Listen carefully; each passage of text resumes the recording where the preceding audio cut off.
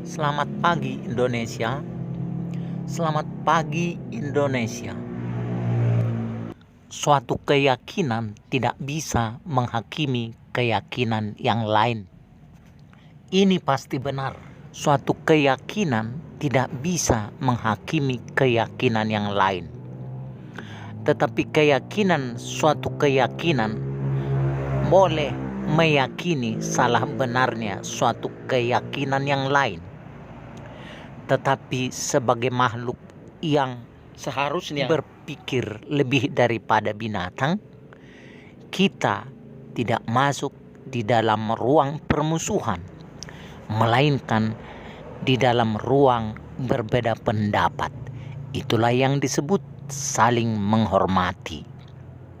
Ada banyak orang ketika orang lain meyakini suatu pandangannya, menganggap dia harus menghakimi pandangan orang lain yang berbeda dengan pandangannya. Tetapi pendapat dengan pendapat sesungguhnya adalah sebatas pendapat yang tidak bisa saling mengukur. Hanya orang-orang yang boleh memilih, dan hanya ukuran dari logika yang lebih tinggi yang bisa melihat logika yang lebih rendah. Hanya sebuah kawasan yang lebih luas yang bisa mengatakan aku lebih besar. Hanya suatu kekuatan, hanya suatu jangkauan area objektif yang lebih luas, yang lebih memahami area objektif yang lebih sempit. Jadi dimanapun posisi Anda sekarang, tetaplah belajar, tetaplah menganalisa dan berkembang di dalam pikiran. Selamat malam, salam, assalamualaikum warahmatullahi wabarakatuh. Saudara-saudara yang dikasihi Tuhan dimanapun Anda berada, jumpa lagi dengan saya Muhammad KC. Dalam kesempatan ini saya ingin menyampaikan bahwa kenapa saya menolak sholat. Alasan yang pertama, sebagaimana dikatakan surat 107 Al-Ma'un ayat yang keempat, boleh tampilkan ayatnya. Nah, ini dia. Saya akan membacakannya, tapi terlebih dulu saya akan membacakan dari awal. Bismillahirrahmanirrahim. Ara'aital ladzi yukadzibu bid-dini fadzalikal ladzi yad'ul yatim wa la yahuddu 'ala ta'amil miskin wa wailul lil musallin alladzina hum an salatihim sahun.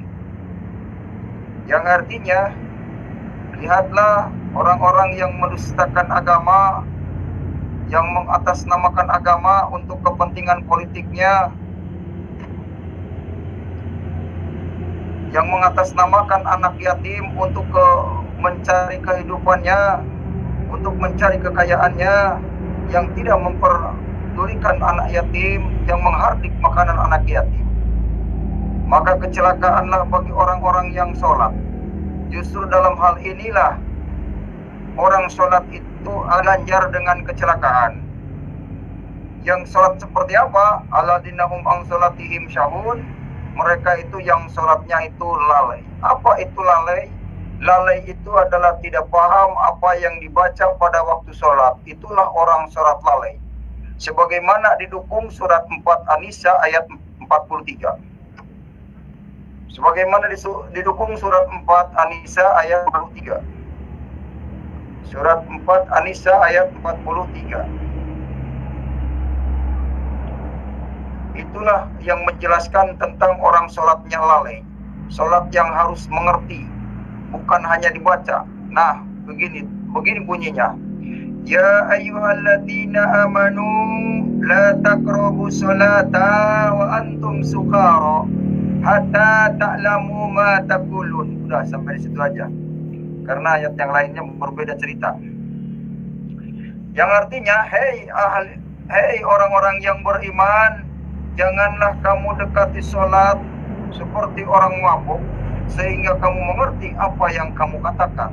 Tuh, inilah yang disebut sholat lalai, yaitu orang sholat seperti orang mabuk, berkata-kata tadi tapi tidak mengerti apa yang dia katakan. Nah, itu yang disebut sholat mabuk, baik itu mabuk bahasa Arab, baik itu mabuk agama, ya, yang tergila-gila dengan agama. Jadi yang akan celaka itu orang sholat. Itulah saya meninggalkan sholat karena saya takut dengan api neraka, takut celaka. Makanya orang sholat itu akan celaka menurut Al-Quran. Itulah sebabnya saya menjawab kenapa saya menolak sholat. Karena sholat itu bukan untuk masuk surga. Sholat itu adalah mendirikan tiang agama. Sebagaimana hadisnya dikatakan as-sholatu imaduddin, sholat itu tiang agama. Man aqamaha faqad aqamadin wa man tarakaha faqad hadamadin.